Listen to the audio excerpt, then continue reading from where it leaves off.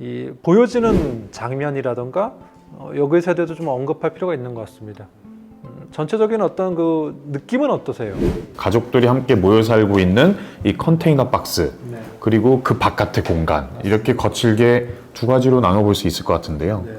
그 두 가지에서 뭐 시각적으로든 청각적으로든 좀 보여주는 게 다른 것 같아요. 그렇죠.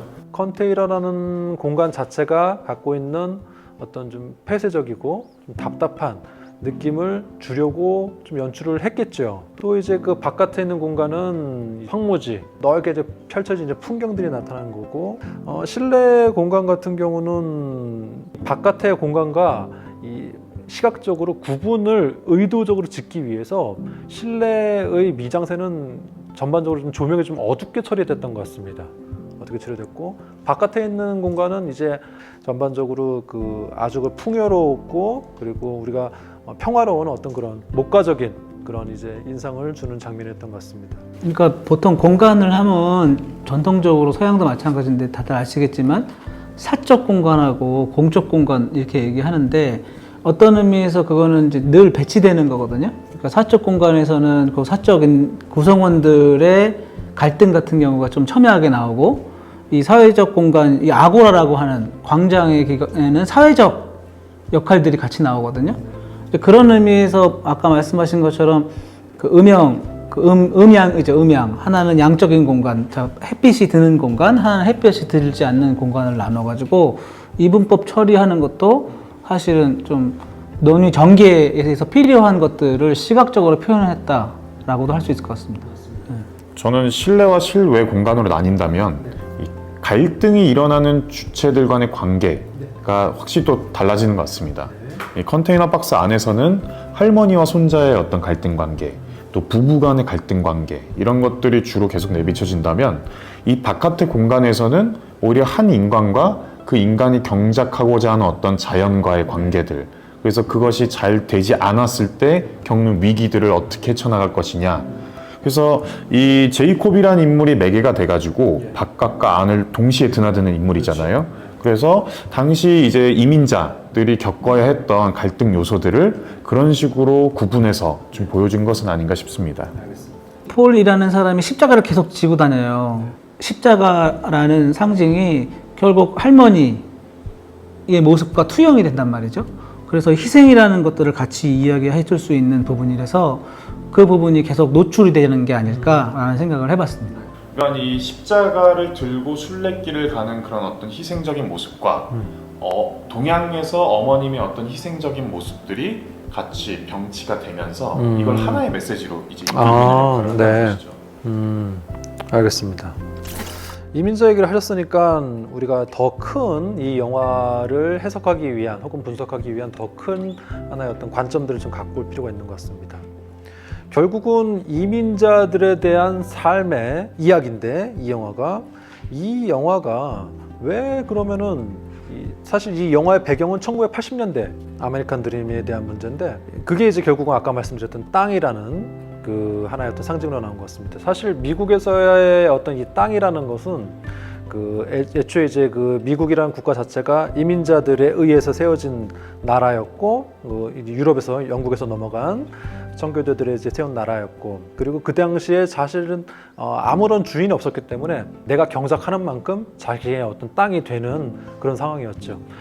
그런 모습들이 사실은 지금 현재 미국은 어렵지만 이 아메리칸 드림이라는 것을 실현할 수 있는 하나의 마지막 시기가 1980년대가 아닐까라는 생각이 들었고, 어쨌든 이 영화는 그 당시를 배경으로 하여서 영화를 풀어내고 있습니다. 그렇다면 왜 하필이면 이 지금 2021년, 2020년 등등 이런 시기에 왜 80년대라는 상황을 다시금 소환한다던가 혹은 그려나가고자 했는지, 왜 지금의 사람들에게 이런 감동이라던가 동질감을 주었는지에 대해서도 좀 우리가 얘기를 해볼 필요가 있는 것 같아요. 그 미나리 이제 감독, 정이삭 감독으로 알려져 있죠. 하지만 이제 미국인이죠. 그래서 리 아이삭 정이라는 이름으로 활동을 하고 있는데, 이게 1980년대에 본인이 이제 알칸소 주에서 보냈던 어린 시절의 경험을 바탕으로 직접 각본을 쓴 거라고 합니다. 그러니까 자신의 어린 시절의 경험을 일종의 재현의 방식으로 영화로 옮겨놓은 거라고 할 수 있겠죠. 이런 영화를 만들게 된 계기 자체는 뭐 2018년 초라고 합니다. 그 미국의 소설가 윌라 캐더라는 한 사람이 경애하기를 멈추고 기억하기를 시작하면서부터 작가의 경력을 시작했다는 것을 보고 자기도 그렇다면 단순히 뭔가를 경애하는 것에서 멈추고 내 과거를 기억하는 것으로 작품 활동을 새롭게 꾸몄다는 것이죠. 그래서 이 가족 이야기 일 수밖에 없고 과거로 돌아가게 되면 그래서 그 시절의 이야기를 다시 일종의 반추하면서 영화를 만들었기 때문에 그 당시를 경험했던 사람들에게는 또 다른 공감대를 뭐 얻을 수 있었던 뭐 이유가 아니었나 싶습니다. 사실 이제 우리가 좀 오해도 할 수 있습니다. 제목 자체가 미나리이고 그리고 또 윤여정 배우가 출연하다 보니까 뭐 한국 영화 혹은 또 한국 사람들이 아주 공감할 수 있는 내용들이 상당히 많겠구나라고 기대할 수 있지만 두 분 선생님들께서 다 영화 그렇게 재미는 없다 말씀하셨는데 그거는 이 공감대가 좀 적기 때문에 그랬던 것 같아요. 그거는 사실은 그러니까 결국 우리가 이민자들도 아니고 그리고 이제 이런 상황에 우리가 접하지 않았고 이게 지금 당대에 일어나고 있는 한국 사회의 어떤 모습도 아니고 하다 보니까 더더욱 이 공감되는 부분이 적어서 뭐 그게 재미로까지 이어지지 않았다고 생각이 드는데 왜 그러면은 미국이라던가 혹은 이 시상식에서 이 영화가 그 인정받을 수 있는지 그 부분 사실 좀 궁금해요. 타이밍이라고 생각해요. 타이밍. 그러니까 가족서 사지 않습니까? 그러니까 패밀리 내러티브가 서양에서 지금 가장 필요한 때인 것 같아요. 라는 생각이 좀 들었고요. 또 하나는 뭐 코로나의 전국에 의해서 모든 시스템이 멈췄을 때의 자기지향점이 자기가 좋았던 데를 추억하고 기억하기 마련이라고 생각을 하거든요. 그러니까 우리나라도 지금 문화적으로 무슨 트로트나 뭐 다양한 그 과거의 음악이나 재현하는 작품들이나 이런 것들이 많이 기억되는 것처럼 서양도 그런 타이밍에 이런 영화가 나오지 않았을까. 이 영화는 좀 소수자들의 연대를 보여주기 때문에 시상식에서 굉장히 조금 큰 임팩트를 주지 않았나 싶습니다.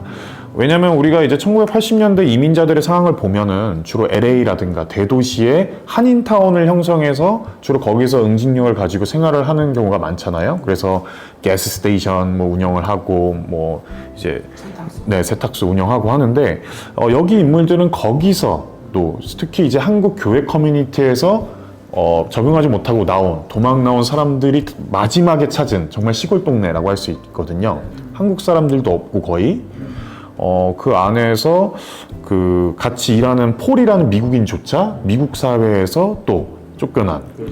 그렇기 때문에 어디로도 이제 돌아갈 수 없고 끝까지 이제 몰린 어떤 연대를 통해서 새로운 어떤 희망을 꿈꾸는 이런 것 때문에 사실 이 미나리가 영화제에서 좀 상을 탄 것은 아닌가 뭐 싶은 생각이 있어요.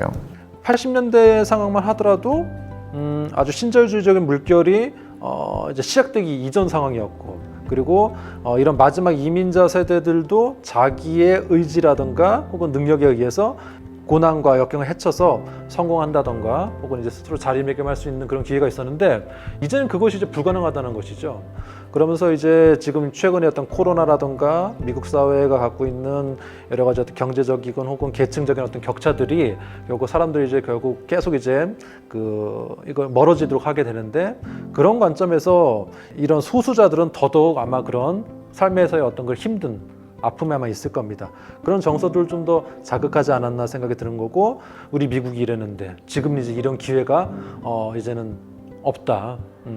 도대체 이제 앞으로 이제 어떻게 우리는 삶을 이제 헤쳐나갈 것인가에 대한 문제들을 영화를 통해서 다시 한번 고민하게 됐던 시간들이 있었지 않았나라는 생각도 듭니다.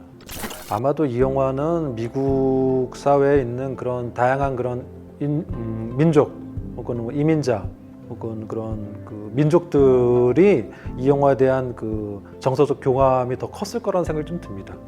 네, 불과 이제 2020년에 개봉하고 2021년에 수많은 수상을 하면서 이슈가 되었지만 막상 미나리에 대해서는 사람들이 뭐 내용적인 측면에서 좀 얘기를 안 한 것 같거든요. 그래서 오늘 미나리의 어떤 줄거리뿐만 아니라 그 안에서 가지고 있는 상징들 또는 실제 이민자들의 경험이 어떤 방식으로 재현되고 네. 그것이 세대별로 또 어떻게 다르게 다가갈 수 있는가에 대한 문제들. 네. 그리고 결국은 아무데나 뿌려놓은 이 물가의 미나리처럼 이 이주민들도 그런 어떤 아까 말씀하셨던 무용지용과 같은 이 어떤 삶의 태도를 네.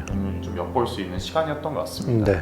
그러니까 무용지용이라는 데 포커스를 두기보다는 그 사실은 패밀리 내러티브잖아요. 네? 그게 이제 이 시대에 왜 필요한가 이런 것들을 우리가 좀 고민해보는 시간이었던 것 같고, 또 하나는 뭐 나중에도 나오겠지만 이제 K컬처라고 하는 거에 대한 사실은 확장성 뭐 이런 것도 같이 포함해서 이야기할 수 있는 부분이라서 저는 나름대로 영화를 볼 때도 그 장면마다 저한테는 저기 추억들이 이 기억이 있어서 그런 이제 조금씩 오는 게 있었거든요. 기억나는 것들이. 그래서 재미있게 본 건데 사실은 이야기하고 토론하고 이렇게 하는 게 사실은 더 재밌었던 것 같아요. 네.